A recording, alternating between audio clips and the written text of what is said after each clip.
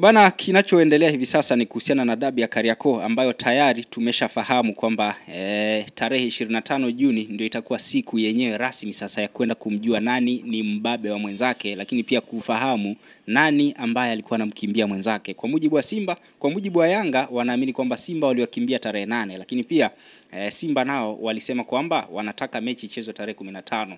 Lakini mambo yameenda hapa yakatokea hapa, tukaona pia mechi imepangiwa tarehe nyingine. Lakini pamoja na hivyo tukaona pia viongozi wawili wa bodi ya ligi kwa maana ya mwenyekiti mzee Steven Mguto pamoja na CEO wake Almasi Kasongo, mambo yakiwa yameenda kama ambavyo tumejuzwa kupitia barua rasmi ya TFF. Bwana, nipo na captain ambaye yeye tulizungumza naye kabla ya leo, alisema kwamba bodi ya ligi imekosa maamuzi, ni kama bodi imekosa meno, imekubali kuendeshwa na baadhi ya timu kwa maana Simba pamoja na Yanga.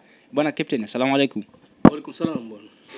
Kwema kabisa, mambo vipi? Safi kabisa. Ndio ndugu yangu, karibu bwana. Asante. Bwana captain, mimi nimekufuata baada ya kuwa ulinidokeza kidogo ukasema kwamba bodi ya ligi hawakufuata taratibu na kanuni baada ya mchezo ule wa tarehe 8, lakini baada ya hapo ukaniambia pia bodi ya ligi ni kama haina meno, inakubali kuendeshwa na hizi timu Simba pamoja na Yanga, na ndio maana kwenye maamuzi nyeti kama hayo inakuwa ni kama inapaliwa. Kwa upande wako, kwa hichi ambacho kimetokea, una maoni gani? Kwanza nimefurahi sana na nimefurahi kwamba mpira umeshinda. Tunasema mpira umeshinda kwa sababu hatakuwa hii misukosuko yote tuliyopitia kama nilivyokuambia mwanzo, walikuwa wasababishaji wakuu ni bodi ya ligi. Ilikuwa Simba wako right, Yanga wako right, unaona, lakini bodi ya ligi ndio tuleta huko kote mpaka tumefikia hapa. Kwa hiyo kilichotokea hiki juzi, mimi nashukuru na furahi kwa sababu mpira umeshinda, na siku zote mamlaka ya mpira duniani FIFA wanataka mpira uchezwe dakika 90 na mtu apate matokeo ndani ya dakika 90. Ile biashara ya mtu kupewa penalty kupewa pointi za mezani, FIFA hawapendi sana. Ikitokea ndo wafanyaje, lakini wanataka mpira uchezwe dakika 90. Yes, kwa hiyo kufungwa afungwe, kushinda shinde. So kwa upande wangu mimi nimefurahi sana ili sakata kuisha. Yes. Sawa, pengine ratiba baada ya kupangwa sasa kwamba Juni 25 ndio tunakwenda kushuhudia dakika 90 baina ya Simba pamoja na Yanga. Inakuwa ni mechi ya mwisho kabisa ya kufungia msimu, kwa maana timu nyingine zote zitakuwa zimemaliza, bado wao wawili watakuwa hawajamalizana. Kwenye sakata hili kuna kipi ambacho umekiona kabla ya bodi ya ligi kujiachia? Umeona kuna kitu gani ambacho kilikuwa kinaendelea? Narudia tena kusema huku kote tulikofika ni sababu ya bodi ya ligi, na nilishasema hapo bodi ya ligi haina meno. Na leo naongeza lingine ni kwamba haya yote yamesababishwa na bodi ya ligi kuzilea hizi timu mbili Simba na Yanga. Kwa sababu ligi na timu 16. Lakini sio 16 tu kwa tunasema tunazungumzia NBC. Lakini kuna Champions League, Championship, na kuna ile daraja la kwanza. Lakini vilabu viwili vimekuwa vinalelewa yani ile kama watoto yatima au sisi ni watoto wa Zwanda, yani wanachotaka wao ndicho kinachofanyika. Lakini kwa haya yaliyotokea, na mimi nilisema kabisa hapo, watu lazima wawajibishwe au watu lazima wawajibike ili atakayekuja mwingine aone kwamba kumbe hapa usipotumia kanuni na taratibu unaweza nawe ukasababisha matatizo kama yaliyotokea na ukawajibishwa.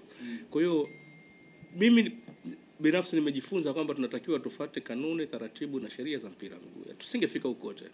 Yes. Sawa, kwa namna ambavyo unaamini kwamba Simba pamoja na Yanga zinalelewa hivyo, ndio maana bodi ya ligi inakuwa inapata ukakasi pia kwenye kufanya maamuzi.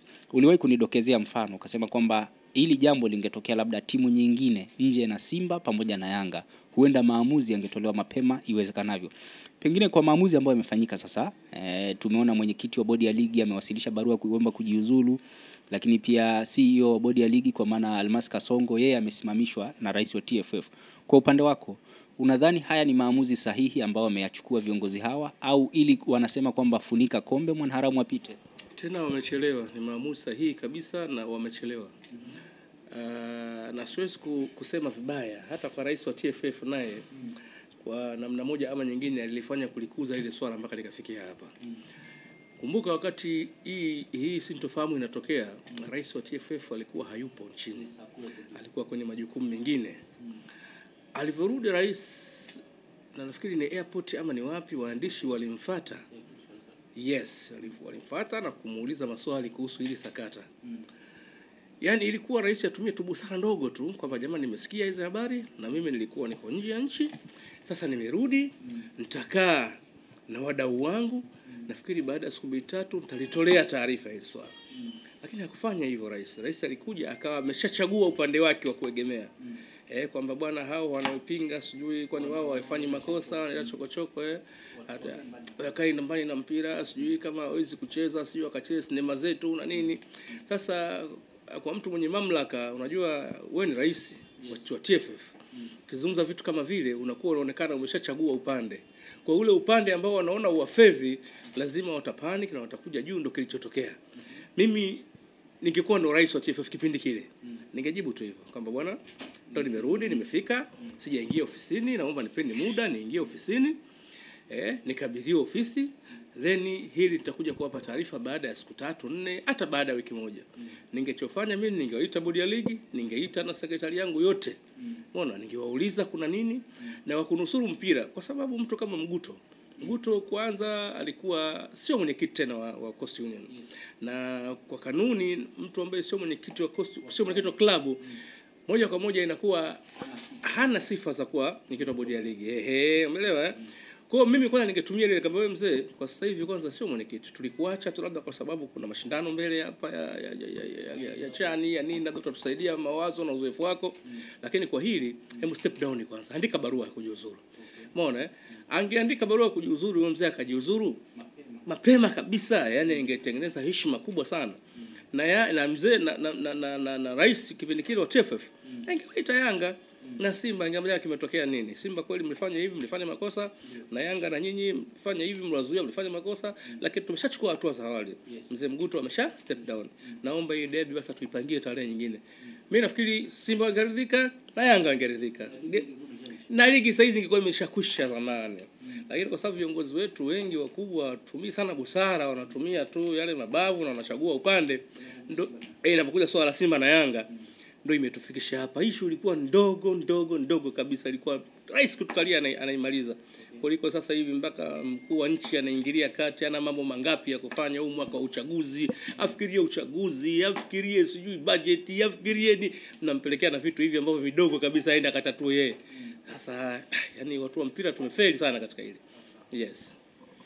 Lakini tuliona pia serikali ikiingia inasema kwamba sisi hatuhusiki na maamuzi ambayo yanafanyika huko. Tumemsikia naibu waziri wa habari, utamaduni, sanaa na michezo Bwana Hamisi Mwinjuma maarufu kama Mwana FA akisema kwamba sisi kama serikali tunatazama, lakini hatuna nguvu yoyote ya kufanya maamuzi kwa sababu wenye mamlaka wapo, kwa maana TFF pamoja na bodi ya ligi. Pengine kwenye hili pia unaamini kwamba imeenda vile ambavyo serikali pia ilitamani iwe au imekuaje? Of course, kwa sababu serikali inatakiwa isiingilie masuala ya michezo katika masuala ya utawala na vitu kama maamuzi na vitu kama hivyo. Lakini serikali haiwezi kuona tu na vurugana na Simba na Yanga ni kioo, yeye kakae kimya tu kusema kwamba kwa sababu eti haingilii michezo. Hapana, haitakiwi tu ipange labda sijui mtu kama hivi Simba na Yanga aseme bana kama huyu akuja apewe pointi, huyu afanyaje. Hiyo ndio serikali inatakiwa kuingilia. Hiyo kuna vitu vyake ambavyo kuna vyama, kuna taratibu zake, wako bodi ya ligi, wako TFF. Lakini kuweka pamoja watu, kuweka suluhu, serikali lazima ingilie. Nyinyi serikali ndio baba wa nchi. Yesu kuna mambo yanakwenda tu ovyo ovyo, kakaa tu kwa sababu haturuhusiwi. Hapana. Ule uwanja tunaomba kila siku Benjamin Mkapa, si uwanja wa serikali. Sasa mnatakaje na serikali siingilie masuala yenu? Ni wenyewe mnaomba tunataka tucheze Benjamin Mkapa, tunacheza. Serikali sasa hivi inajenga uwanja Dodoma. Kwa nini msijenge viwanja vyenu basi kama mtaki serikali iingilie? Lakini inaingilia pale kuweka suluhu, kuweka usawa, kuweka amani katika nchi. Wewe hii nchi sasa hivi ni nchi ya mwaka uchaguzi. Kila siku ukifungulia redio kuanzia saa 2 asubuhi mpaka saa 12 mpaka saa 3 usiku issue sisi Simba na Yanga. Hatuchezi tunacheza. Hatufanye hivi. Hatuzungumzii uchaguzi utakuwaje. Hatuzungumzii sasa hivi daftari la bajeti. Hatuzungumzii uboreshaji wa wapiga kura wamekuwa. Serikali hizo kaa kimya tu ikawasikiliza nyinyi tu kwa ujinga wenu. Kwa hiyo mimi napongeza sana serikali ilichofanya ni kitu kikubwa sana. Nampongeza mama. Kuna vitu vingine lazima viingiliwe na viwe na maamuzi mazito. Na manapotoka maamuzi mazito basi kuna upande atakuwa amewafavor wale maamuzi na kuna upande atakuwa yamewasononesha. Lakini mwisho wa siku mambo yamekwisha. Tuzungumzie dabi tarehe 25, tunataka dakika 90 tujue weziamue nani anapata pointi zake 3 za kihalali. Sawa, kwenye hili baada ya tarehe kupangwa sasa, watu wamekuwa wakihoji pia klabu ya Simba ambayo iliandika barua hapo awali kwamba haitashiriki mchezo mwingine utakaopangwa tarehe nyingine isipokuwa tarehe 15 ambapo ilipaswa hapo jana dabi ipigwe. Pamoja na hivyo tukaona dabi kasogezwa mbele mpaka tarehe 25. Simba hawajasema chochote wala hawajanyanyua mdomo. Pengine kwa upande wako hii inakupa wasiwasi kwamba huenda yakatokea yale yale au imekuwaje? Na hapana, haiwezi kunipa wasiwasi kwa sababu hii game ni ya Yanga. Yanga ndio mwenyeji. Yanga ndo ana wajibu wa kuifanyia advertise, promotion mechi yake. Simba yeye hatakiwi kusema chochote. Na kukaa kimya Simba sio kwamba eti labda hatopeleka timu, hapana. Huwezi jua kule waliitwa viongozi wa Simba na wa Yanga. Na hao nafikiri na hao watu wa TFF au bodi yake pamoja tukuwaona, lakini watakuwa walishirikishwa kwa nia moja ama nyingine. Na ndio maana baada ya kikao tu kule, baada picha za mama kutokea na viongozi wa Simba na Yanga, pale TFF akatoa kauli, Yanga ikatoa kauli. Kwa hiyo Simba kukaa kimya sio kwamba labda haitaki au haikubali yani maamuzi yaliokuwa kule, hapana. Ni kwamba wao hii sio game yao. Hawezi kufanya promotion Yanga ajaze uwanja wakati wao sio. Yes, mimi nafikiri Simba wako right kwa upande wao. Wako sawa 100%. Yes.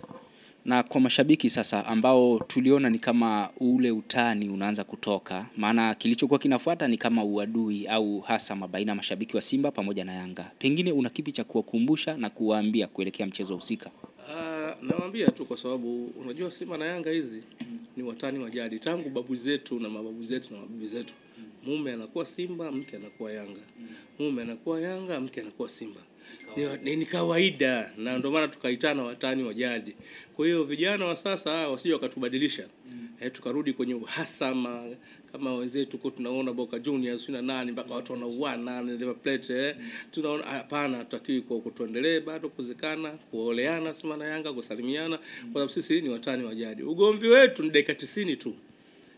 Pale katika kipute pale ndo kunakuwa tunaweka pembeni utani, pale tuko kazini kweli kazi, lakini baada ya pale tunakuwa maisha mengine yanaendelea. Tunataniana kama kawaida katika kunogesha watani wa jadi basi. Kwa hiyo watu wasiingie deep sana, wasiwe wanaita vitu vya ajabu, wanatamka maneno makali na vitu kama hivyo, wanatukana. Hapana, huo sio utamaduni wetu wa Simba na Yanga. Yes.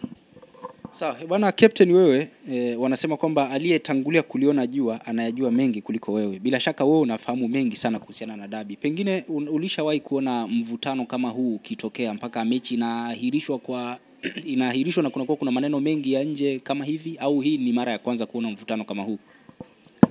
Huko nyuma kuna game ambazo zilikuwa hazina mvutano lakini zilifanyika maamuzi. Kuna game ambayo Simba alitoka kiwanjani dakika 45 za kwanza, hakurudi half time, umeona. Kuna game nyingine Yanga aligoma, nafikiri sikumbuki mwaka gani, lakini ilikuwa ni kugombania mshindi wa 3 wa klabu bingwa Afrika Mashariki na kati kipindi hicho 2008. Yanga kule kucheza saa 8 afu mshindi wa 3 akajiona akaona ile ego kwamba mimi sipeleke timu, kweli akupeleke timu. Tena hapa ndo vizuri, kipindi kile kilikuwa nafikiri kiongozi alikuwa mheshimiwa Tenga. Na tunajua leo Dikachia Tenga amechezea Yanga na yeye ni mtu wa Yanga pia. Ni mwananchi yule. Lakini alisimamia kanuni, wewe ukuja wakafungiwa wale kushiriki mashindano ya Sekafa siku muda miaka 2 si mingapi ya kimataifa yote. Umeona Kwa hiyo kuna vitu kama hivyo vilitokea, lakini sio hii ya sasa hivi. Hii imekuwa kubwa kidogo. Sababu ndani ya miezi mitatu tunazungumzia tangu March mpaka Juni, hii ndio inakuja kidogo sakata ndo watu wanapumua. Lakini ilikuwa miezi mitatu mizima nchi ina vitu vingi vya kuvifanya vya kuzungumzia. Lakini havizungumzwi, tunazungumza Simba na Yanga. Kibaya zaidi na sisi huu ni mwaka wa uchaguzi. Lakini watu waliona kama vile ni mwaka wa kawaida tu. Mwaka wa bajeti huu, mwezi wa 6 huu, lakini watu hamna mtu ambaye anazungumzia bajeti, hamna mtu anazungumzia uchaguzi, hamna mtu anazungumzia chochote. Zaidi ya Simba na Yanga. Kwa hiyo mimi nashukuru bwana, nafurahi sana kwamba mpira, mimi upande wangu tunasema sio Simba hajashinda wala Yanga hajashinda. Mpira ndio ulioshinda. Mpira ndio umeshinda kwa sababu tunategemea dakika 90 hapa za mpira.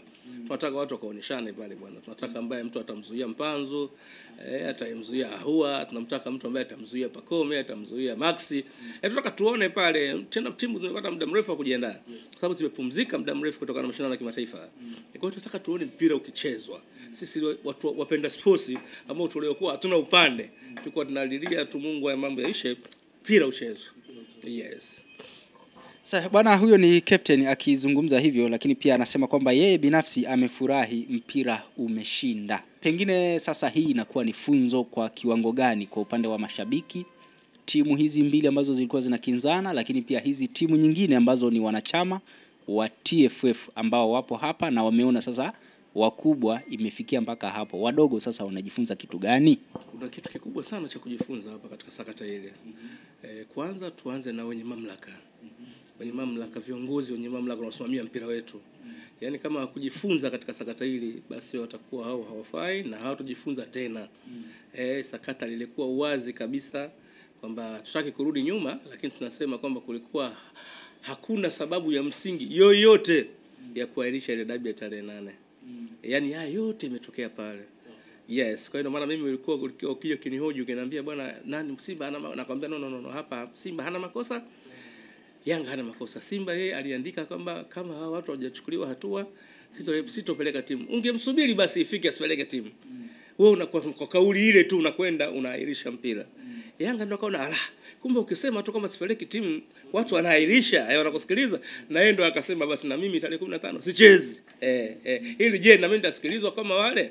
Na ndio maana utakuta hata viongozi wake Yanga, hata msemaji alikuwa anadiriki kusema kutoka hadharani kwamba hakuna mtu yoyote anayeweza kuikata point, sio 3, nusu point. Sasa unafikiri ujasiri wao aliupata wapi? Aliopata alikuwa anafuatilia nyuma. Mbona hao walisema hawachezi, bodi kailisha na tena ndani ya masaa. Hao wamesema hawachezi saa 8 usiku, saa 7, kesho saa 8 mchana ngoma imeahirishwa. Mimi nasema sichezi miezi 3.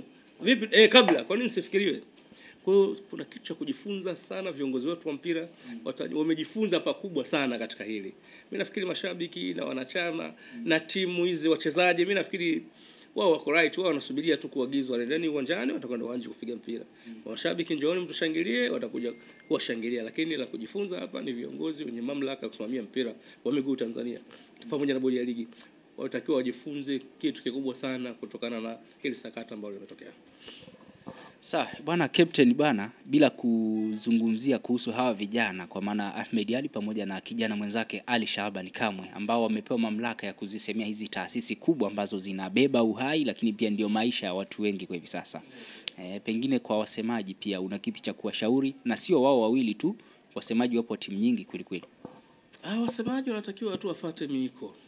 Wafuate miiko yao ya uandishi wa habari, wafuate miiko ya usemaji, wasio wanakuja kuvunja mipaka, yani wanavuka mipaka ya usemaji. Kweli kwa wasemaji wawili kwa sakata hili wengi sana wamevunja mipaka.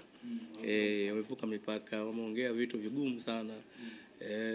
Sisemi vibaya, kwa mfano mtu kama Ali anasema kwamba hakuna mtu yoyote, mwanaume yoyote mwenye uwezo wa kukata pointi sio 3 hata nusu. Kwa kweli ukiangalia kinamna nyingine, maana yake unakuwa uheshimu mamlaka za soka zilizokuwepo, na sio kauli nzuri, umeona. Na ukija huku akina Ahmed Ali huko unatuma tu zile barua kwamba bwana sisi kama game haijachezwa tarehe 15 hatutopeleka tena timu kokote. Nako sio busara kusema vitu kama vile. Kwa hiyo wasemaji wawe katika maadili yao, wazingatie. Msemaji yeye kazi yake, hata wewe unaweza kuwa msemaji, ni kutumwa na klabu. Bwana nenda kaseme hiki. Sio kile anachosema labda kinatoka kwenye klabu. Kwa hiyo kinaweza katoka kwenye klabu kingine, lakini kingine akatoa yeye mwenyewe kwa utashi wake akaongezea. Kwa hiyo waangalie basi vile vitu ambavyo wanaviongezea visiweze kuathiri jamii na watu wasije kuafikiria vibaya. Sio kile anachosema msemaji kinatoka ndani ya klabu. Yes, kwa hiyo na wawe vizuri tu, wanatumwa tu, na baada ya Simba na Yanga sisi wote ni wamoja, wananchi wa Tanzania, ndugu, familia, lazima tuheshimu.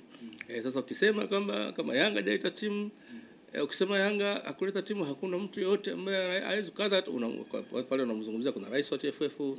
Ukiangalia tu, ukiacha kimpira ni mkubwa kwako, na yeye ndio mwenye mamlaka kama baba, lazima uwe na mipaka kitu cha kuongea. Kwa maana kama umemdharau kumata huyu, naye hawezi kufanya chochote tu sport.